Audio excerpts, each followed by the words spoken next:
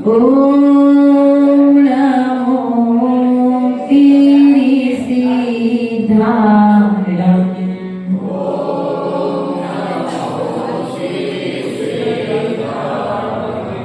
ओम नमो आयर्याणं।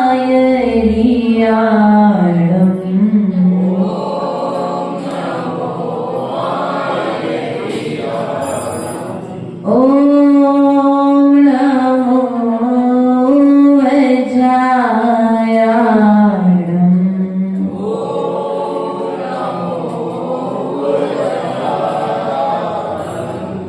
ओम नमो लोहे सवेशाहुडं।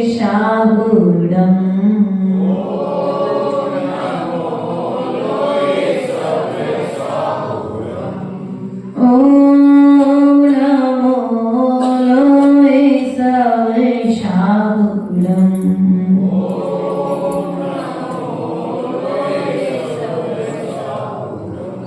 ओम नमो लोहे सवेशाहुडं।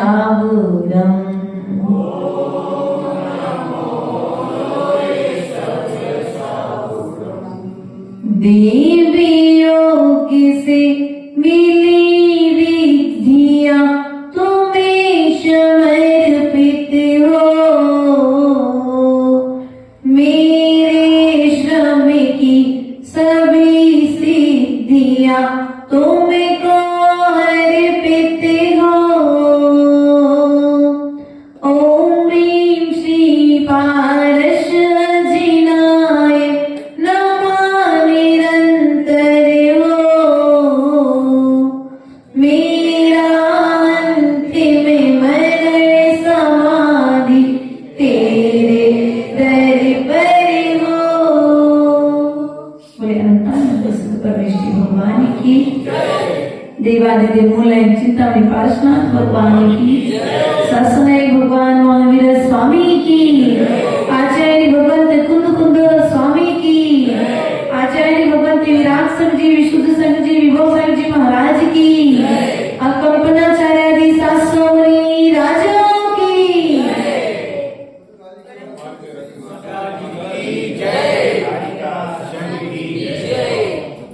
प्रिय बंधुओं, आज हम सभी के बीच में यह पर्व आया है और आ रहा है। पर्व आज आया है और बहुत समय से आ रहा है, लेकिन इस पर्व के आते जाते समय में हमारे भीतर में परिवर्तन कितना है? यदि परिवर्तन आया है तो पर्व मनाना सार्थक है, और परिवर्तन नहीं आया है तो पर्व मनाना सार्थक नहीं। क्योंकि जो भी पर्व आते हैं वे सब हमारे भीतर में परिवर्तन लाने के लिए आते हैं, पावनता को देने, पवित्रता को देने के लिए आते हैं। लेकिन पवित्रता और पावनता आएगी कब? जब हमारे भीतर में पर्वों को मनाते समय परिवर्तन आएगा। प्रिय बंधु, रक्षाबंधन की कहानी तो आपने बहुत सुनी है, लेकिन कहानी का आचरण हमारे जीवन को परिवर्तित कर देता है। अर्थात कहानी का आचरण हमारे जीवन को पावन और पवित्र कर देता है, हमारे मन में उत्साह भर देता है, एक नई ऊर्जा का विकास करता है। लेकिन हमने इधर से उधर तक कहानी तो पढ़ी, कहानी तो सुनी, लेकिन आचरण नहीं किया। और जब आचरण नहीं किया तो वो तो बलि राजा जो मंत्री थे, इसने राजा पद्म से 7 दिन का राज्य लिया था और 7 दिन के राज्य में उसने मुनिराजों पर उपसर्ग किया था। प्रिय बंधुओं, उस बलि के भी जब भाव परिवर्तित हुए तो वह जीव भी साधना करके साधना के पथ पर बढ़ गया। लेकिन हम कहीं उस बलि से ज्यादा दुराचारी तो नहीं है, ध्यान रखना। ये बंधु, आज वर्तमान में बहुत सारी चीजें ऐसे देखने में आ जाती हैं जो तुम्हारे लिए संसार का कारण अर्थात दुख का कारण बन जाते हैं। अर्थात ये पर्व आपसे कह रहा है कि जिस प्रकार की भक्ति, जिस प्रकार की विशुद्धि, जिस प्रकार का समर्पण मुनि अकंपना आचार्य विष्णु कुमार या मुनि विष्णु कुमार के भीतर में था, वैसा वात्सल्य हमारे भीतर में होना चाहिए। आप धागे को उठा करके भगवान के चरणों में रख दोगे, आप धागे को उठा करके साधु के पीछे में बांध दोगे, तो क्या ये रक्षाबंधन सूत्र बांधने का पर्व है? बोलो, थोड़ा बोल दो भैया। आज के दिन सूत्र बांध करके नगर वासियों ने संकल्प लिया था कि मैं आज ये संकल्प लेता हूँ कि कभी भी किसी भी साधु पर यदि उपसर्ग आएगा तो मैं उसकी रक्षा। लेकिन आज श्रावक क्या करते हैं? उपसर्ग आता है, फोटो खींचते हैं, वीडियो बनाते हैं, वायरल करके आनंद यही कर रहे हैं ना। बताओ, हमारा वात्सल्य अंग कहाँ गया? हम अपने आप को सम्यक दृष्टि श्रावक कहते हैं, लेकिन क्या सम्यक दृष्टि श्रावक कहलाने के लायक, क्या कहने के लायक हैं क्या? ध्यान रखो, साधु के साथ साथ हम तो धर्मात्मा की भी बात करते हैं, सम्यक दृष्टि श्रावक की भी बात करते हैं, क्योंकि जो आज सम्यक दृष्टि है वह श्रवण बनेगा, वह जो आज सम्यक दृष्टि है वह भविष्य का साधु है, और जो आज वर्तमान का साधु है वो भविष्य का सिद्ध भगवान है। अर्थात जो आज साधु का अपमान कर रहा है वह भविष्य के सिद्ध का अपमान कर रहा है।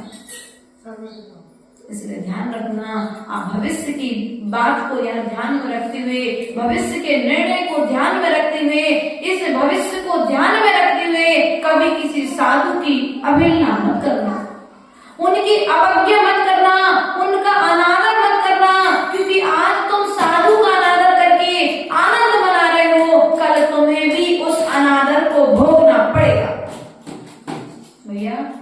क्योंकि जैसा बीज बोगे वैसा फल, फसल भी वैसी काटनी पड़ेगी। इसलिए प्रिय बंधु, यह विष्णु कुमार मुनि की कहानी तो हम आपको सुना देंगे और आप सुन लेंगे, लेकिन सुनने और सुनाने के बीच में यदि हमारे भावों में परिवर्तन आ गया, यहाँ पर बैठे जितने जीव हैं सबने यह संकल्प यदि धारण कर लिया कि आज के बाद मैं कभी मुनि निंदा ना करूंगा और ना सुनूंगा, तो ये पर्व मनाना सार्थक हो जाए।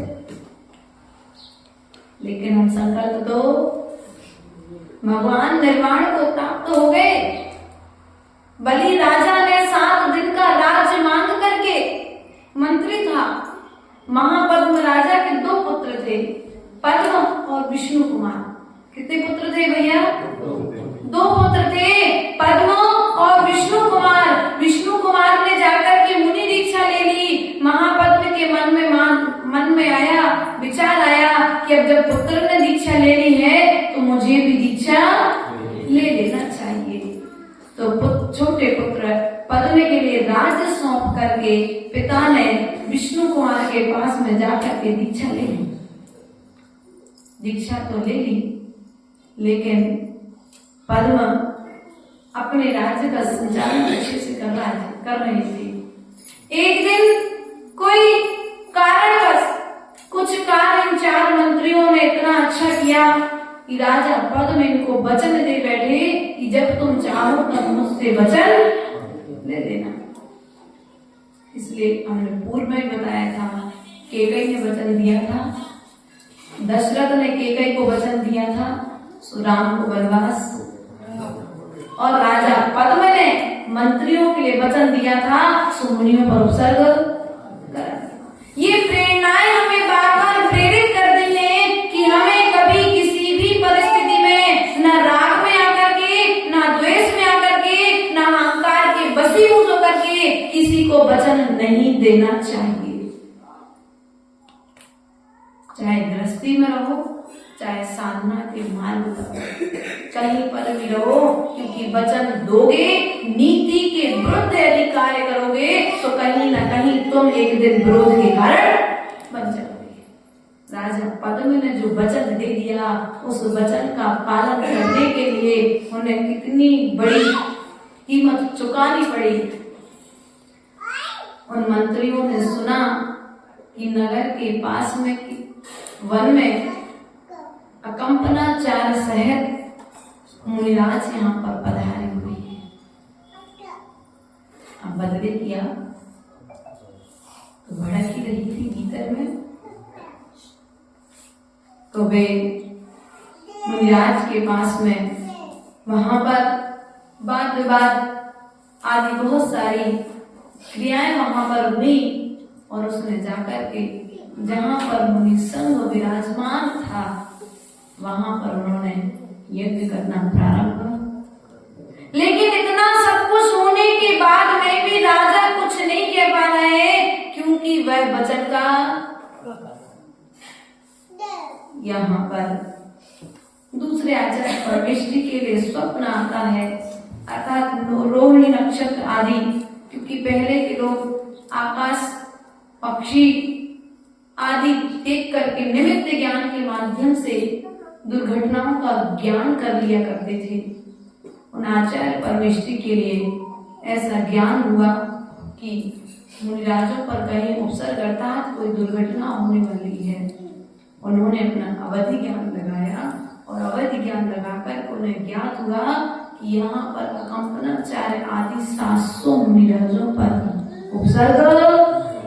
उन्होंने अर्धरात्रि में अपने छुल्लक जी को बुलाया और छुल्लक जी से कहा कि जाओ तुम जाकर के विष्णु कुमार मुनिराज से कहो कि आपके लिए विक्रिया रिद्धि सिद्ध हो चुकी है, और आप जाकर के वहां पर जो मुनिराजों पर उपसर्ग हो रहा है और उस उपसर्ग को दूर करो। गुरु की आज्ञा मिली है, हमसे बड़े हैं, ज्येष्ठ हैं, विचार नहीं किया।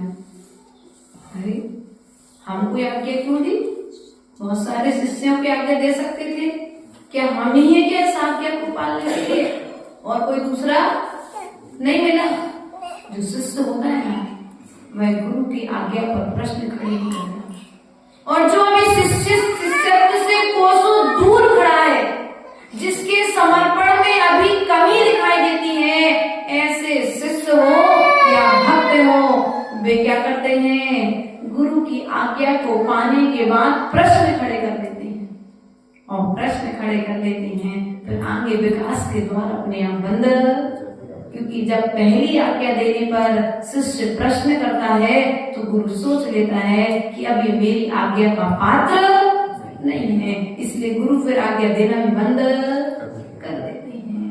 लेकिन विष्णु कुमार का समर्पण देखिए, भक्ति देखिए कि उन्होंने यह विचार नहीं किया, क्योंकि मुनिराज की विशेषता हुआ करती है, उन्हें कितनी भी रिद्धियां सिद्ध हो जाए, वे कभी उन रिद्धियों का प्रयोग नहीं करते। लेकिन गुरु की आज्ञा है कि तुम्हें विक्रिया रिद्धि सिद्ध हो चुकी है, और तुम्हें विक्रिया रिद्धि का प्रयोग करके तुम्हें मुनिराजों की रक्षा करने के लिए वहां पर पहुंचना। विष्णु कुमार मुनि ने अपना भेष बदला, ब्राह्मण का भेष बनाया, ब्राह्मण का रूप धारण किया, अर्थात दीक्षा छोड़ दी। क्या कर दी? दीक्षा छोड़ दी। 700 मुनिराजों की रक्षा के लिए क्या किया? और आज यदि कोई किसी की रक्षा के लिए या किसी उपसर्ग को टालने के लिए ऐसा कोई कार्य कर दे तो हम पंचम काल के साथ क्या करेंगे? हमारे विचारों में उथल पुथल, समय दर्शन में, श्रद्धा में कमी, तत्काल हम विरोधाभास करने खड़े हो जाएंगे, नाना तरह के उपक्रमों को वायरल आदि करने में। प्रिय बंधुओं, आज रक्षाबंधन का पर्व है तो हमें रक्षा करने का संकल्प लेना चाहिए। चाहे सूत्र बांध कर लो, चाहे सूत्र बिना बांधे लो। आत्मा में सूत्र बांध लो तो बाहर के सूत्रों को बांधने की जरूरत नहीं पड़ेगी। इसलिए प्रिय बंधुओं, वहां पर उन्होंने एक ब्राह्मण का भेष बनाया और जहां पर राजा बलि भिक्षा दे रहा था वहां पर पहुंच गए। और जैसे ही वहां पर पहुंचे तो राजा बलि जब भिक्षा दे रहा था तो उन्होंने कहा मुझे भी कुछ दान दो। तो उन्होंने कहा ठीक है, तुम्हें जो चाहिए तुम मांग लो। अब यहाँ पर राजा बलि ने भी वचन, देखिए वचन बलि ने दिया तो बलि भी फंसा। जब बलि ने वचन दिया तो बलि फंस गया और उसने कहा जो मांगूंगा वो दोगे? उसने कहा तुम्हें जो मांगना है मांग लो। उसने कहा मुझे 3 पग जमीन चाहिए। कितनी पग चाहिए? 3 पग। 3 पग अर्थात 3 डग। आप चलते हो ना बेटा, एक कदम फिर दूसरा कदम फिर तीसरा कदम, इस प्रकार से 3 डग जमीन उसने मांगी। अब विक्रिया रहती थी तो शरीर को छोटा भी कर सकते थे और शरीर को बड़ा भी कर सकते थे। तो विक्रिया रद्द के प्रभाव से जैसे ही बलि ने कहा कि ले लो, तुम्हें 3 डग भूमि चाहिए, ले लो, हमारी तरफ से आज्ञा है। जैसे ही उस ब्राह्मण ने, जो विष्णु कुमार मुनिराज ब्राह्मण के भेष में थे, उन्होंने उस भेष में अपनी विक्रिया रिद्धि को प्रकट किया, शरीर को सुमेरु पर्वत के समान विशाल बना लिया और अपना प्रथम चरण सुमेरु पर्वत और दूसरा चरण मानसोत्तर पर्वत पर रखा। तीसरा चरण रखने के लिए जगह राजा बलि से कहा कि बताओ अब मैं तीसरा चरण कहाँ रखूं? बलि आश्चर्य में हो गया, दुखी हो गया कि मैंने जो मुनिराजों पर उपसर्ग किया है उस उपसर्ग लेने के लिए, उपसर्ग का बदला लेने के लिए यह पाप कर्म मेरे हृदय में आया है। पर क्षमा याचना करने लगा और क्षमा याचना करके विष्णु कुमार मुनिराज ने इस प्रकार से मुनिराजों की रक्षा, उसने जाकर के वो जो आग वगैरह लगाई थी मुनिराजों को चारों तरफ से आग से घेर दिया था, उस आग को शांत किया और 700 मुनिराजों की आज के दिन रक्षा हुई थी। कल के दिन तो उपसर्ग हुआ था पवन जी, आज के दिन रक्षा हुई थी। इसलिए आज हमारे उत्सव का दिन है, आज मिठाइयाँ खाने का दिन है, आज खीर खाने का दिन है। धुआं के कारण मुनिराजों के गले में खराश आ गई थी, छाले आदि हो गए थे। अपन थोड़ी देर धुआं में बैठते ना तो अपन को तकलीफ होती ना, तो जाकर के राजा ने, पद्म राजा ने 700 मुनिराजों का आज के दिन खीर का भोजन कराया था। क्या कराया था? आज के दिन खीर का भोजन कराया था। इसलिए प्रिय बंधुओं, ध्यान रखना अपने जीवन में परिस्थितियां कैसी भी बन जाए, लेकिन हमें अपनी मना स्थिति को नहीं बिगाड़ना चाहिए। ये बात हमसे बार बार हम आपसे इसलिए कह देते हैं कि कम से कम हम संसारी प्राणी हैं, तो संसार में आकर के यदि सबसे पहले कोई कार्य होता है तो परिस्थिति को देख करके हमारी बुद्धि विपरीत हो जाएगी। क्या होती भैया? बुद्धि विपरीत दिशा में जाने लगती है, और जब बुद्धि विपरीत दिशा में जाती है तो विशुद्धि भी नष्ट हो जाती है, और जब विशुद्धि नष्ट हो जाती है तो कर्म का बंध जीव को। अब देखो, आपके मन में प्रश्न आएगा कि 700 मुनिराज की रक्षा के लिए दीक्षा छेदन कर दी, तो क्या द्वारा दीक्षा ली होगी विष्णु कुमार ने? हाँ, विष्णु कुमार मुनिराज ने पुनः कंपनाचार्य आदि मुनिराज से प्रायश्चित लिया और प्रायश्चित लेकर के पुनः निर्ग्रंथ पद को धारण किया। इसलिए कुंद स्वामी ने दक्षिण पावन में, शिवकोटि स्वामी ने भगवती आराधना राजग्रंथ में कहा है, दंसण भट्टा भट्टा दंसण भट्टस्य रत्तिरि कारणम सिद्धंति चरि भट्टा दंसण भट्टान सिद्धंति।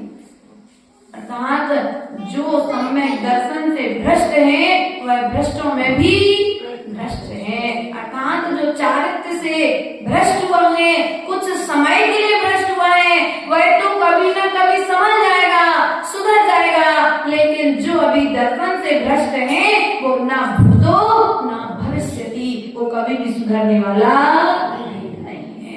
इसलिए ध्यान रखना, आज भले ही चारित्र धारण नहीं कर पा रहे, इस बात का अफसोस मत करना, लेकिन भीतर में इतना श्रद्धा जरूर रखना कि मुनि बने बिना मुझे मुक्ति देने वाली एक ना एक भाव में तो मुझे मुनि बनना पड़ेगा, एक ना एक भाव में तो मुझे महाव्रतों को धारण करना पड़ेगा। जब महाव्रतों को धारण करेंगे तो महाव्रतों के प्रभाव से एक दिन अपने लक्ष्य सिद्ध अवस्था को प्राप्त करेंगे। इतना श्रद्धान रखना, श्रेष्ठ आचरण को पर श्रद्धान रखना। श्रेष्ठ आचरण करते समय या जो कर रहा है उसमें शंका मत करना। क्या नहीं करना? जो श्रेष्ठ आचरण कर रहा है भैया उस पर शंका मत करना। ओम जी, यदि शंका करोगे तो कभी सम्यक दर्शन को प्राप्त नहीं कर पाओगे। क्या शंका करोगे तो कभी सम्यक दर्शन को प्राप्त नहीं कर पाओगे, और सम्यक दर्शन को जब प्राप्त नहीं कर पाओगे तो भगवान भी कभी बन नहीं पाओगे। क्योंकि आचार्य गुरुदेव सदा एक बात कहते हैं कि जो श्रद्धावान होता है वही भविष्य का भगवान हुआ।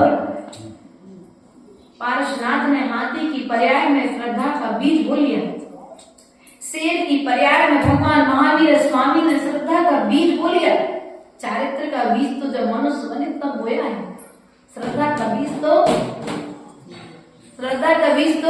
श्रेष्ठ गति में बो लिया। अर्थात जो श्रद्धान है वे चारों गतियों में हो सकता है, नरक का नारकी भी श्रद्धान प्राप्त कर सकता है। तो प्रिय बंधुओं, हम तो मनुष्य हैं। जब एक बंदर श्रद्धा का बीज बो करके स्वर्ग जा सकता है और फिर स्वर्ग से आकर के आगे अपनी कर्म के अनुसार सिद्धालय को प्राप्त करेगा, अर्थात श्रद्धा के बल पर भगवान बनेगा, तो हमें भी पुरुषार्थ करना चाहिए। इस पंचम काल में, कली काल में यदि साधना नहीं कर सकते तो कम से कम श्रद्धा तो कर ले। क्या साधना नहीं कर सकते तो साधना वालों के प्रति श्रद्धान कर ले, और जब श्रद्धान कर लेंगे तो यही श्रद्धान एक दिन हमें भगवान बना देगा। इस बात का सदा अपने भीतर में विश्वास बनाए रखना, यह विश्वास ही तुम्हें एक दिन भगवान बनाएगा। क्योंकि पता नहीं कौन सा साधक तुम्हारे दरवाजे पर आकर के तुम्हें भगवान बना करके तुम्हें पूज्य बना देगा। ये बंधु, जीवन में बहुत उतार चढ़ाव आते हैं। आज रक्षा का पर्व है, आज रक्षा के पर्व में यही संकल्प ले लेना। आज रक्षा के लिए, संकल्प के लिए तो गिठान बांधना। क्या आज रक्षा के लिए सूत्र की गिठाने तो बांधना, लेकिन भीतर में जो कसायों की गिठाने बनी हुई है उन कसायों की गिठानों को आज खोल देना। अर्थात आज कसायों से मुक्त हो जाना, क्योंकि राजा बलि की कसायों की गिठाने आज के दिन खुल गई थी। जो विरोध था, जो जैन धर्म के प्रति उसके मन में द्वेष था, वह द्वेष आज के दिन समाप्त हो चुका था। इसलिए प्रिय बंधुओं, आज राग द्वेष को समाप्त कर देना, अपने क्रोध मान माया लोभ को समाप्त कर देना, आज कसायों की गिठानों को खोल देना। आज का यह रक्षाबंधन पर्व मनाना सार्थक हो जाएगा। जिनसे बैर हो उनके हाथ में जाकर के राखी बांधना और कह देना, भैया आज से मैं तुम्हारी रक्षा का संकल्प लेता हूँ कि जीते जी मुझसे जितना बनेगा मैं तुम्हारा अच्छा करने का प्रयास करूंगा। ऐसा संकल्प यदि तुमने ले लिया तो तुम उस जीव का भला कर पाओ या नहीं कर पाओ, इसका तुम चमत्कार देखना। जब तुम किसी विपरीत परिस्थिति में पड़ोगे तो वो जीव तुम्हारी सेवा में खड़ा होगा। इसलिए अपने बैर को सदा के लिए समाप्त कर देना, सदा के लिए समाप्त कर देना। आज संकल्प लेना है। हम सूत्रों को बांध रहे हैं तो क्या माता जी ये मात्र साधु की पिच्ची पर बांधने का पर्व है, या सूत्रों को जिनवाड़ी में रखने का पर्व है, या भाई बहन का पर्व है, या पति पत्नी का पर्व है? ये किसका पर्व है?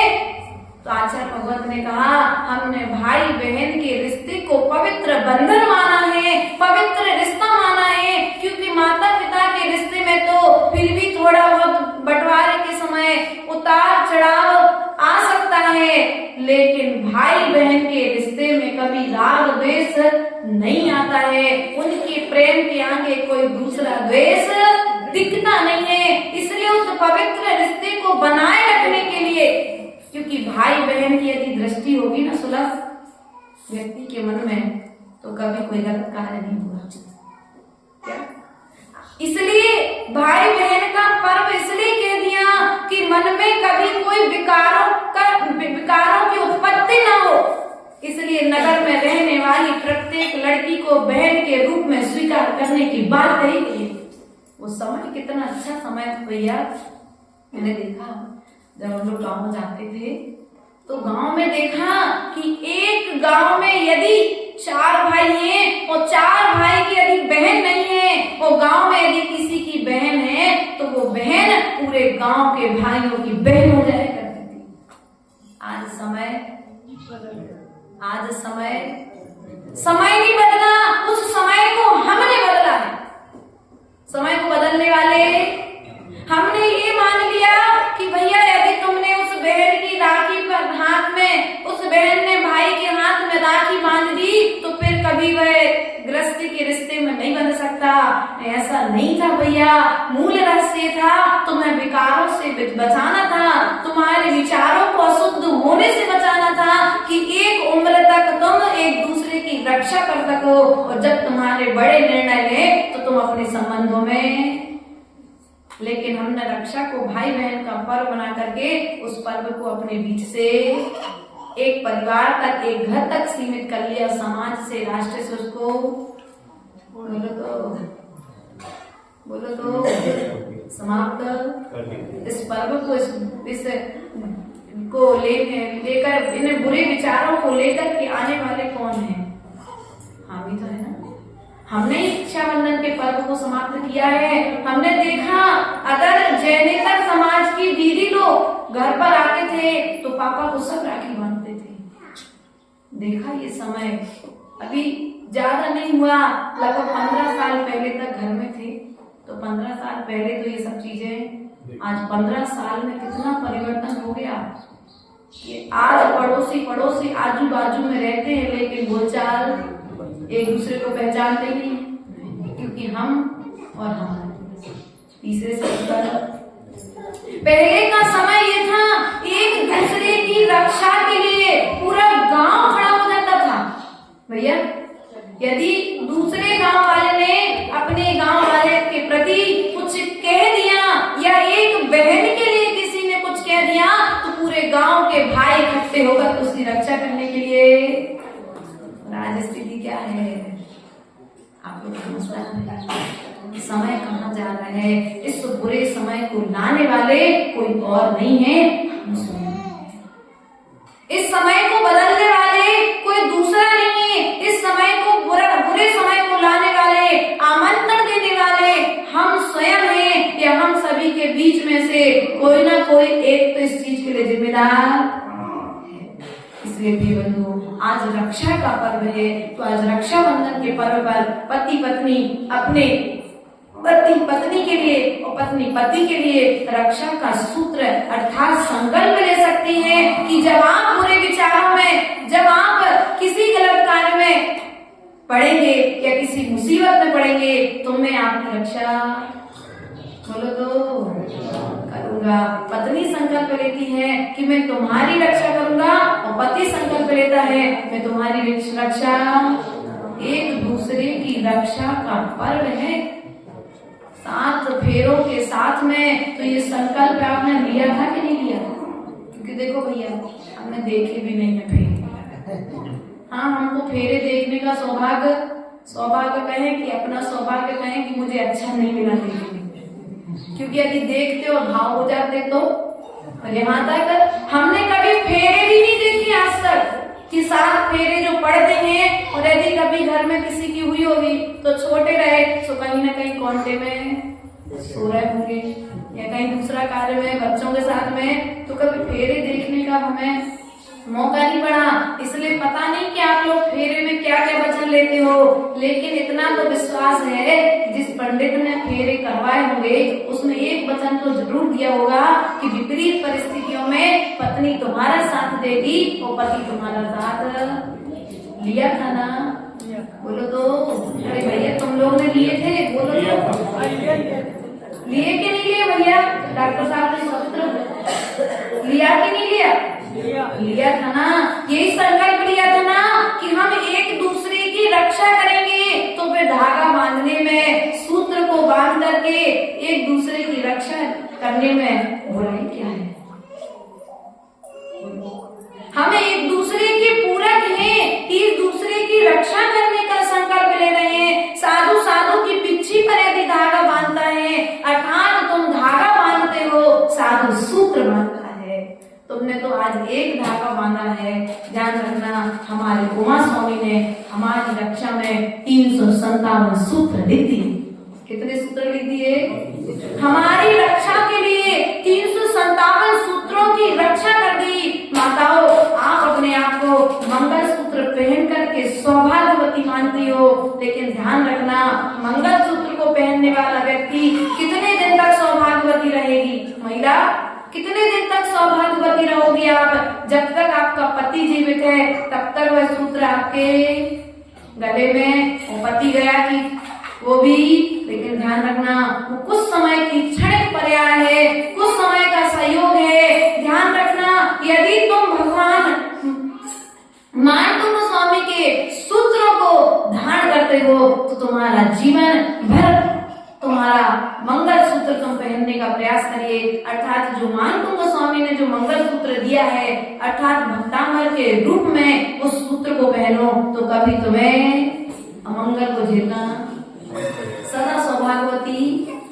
कहलाओगे कि नहीं कहलाओगे? इसलिए प्रिय बंधुओं, प्रयास और पुरुषार्थ करिए। आज रक्षा का पर्व है, इस रक्षा के पर्व पर हमें यही संकल्प लेना है कि जो कार्य बलि ने किया था वह कार्य हम कभी नहीं करेंगे। कौन सा? मुनियों पर उपसर्ग नहीं करेंगे। और जो कार्य विष्णु कुमार ने किया था, मुनि होकर के किया था, वो कार्य यदि हमको कभी मिलेगा तो हम श्रावक होकर के उस कार्य को करने में तत्पर रहेंगे। इस तरह का संकल्प लेकर के अपने जीवन को सदा ऊंचाइयों पर ले जाना, कसायों की गिठाने खोल देना, ये रक्षाबंधन पर्व मनाना सार्थक हो जाएगा। पूरे परम पूज्य आचार्य गुरु विभव सागर जी महाराज की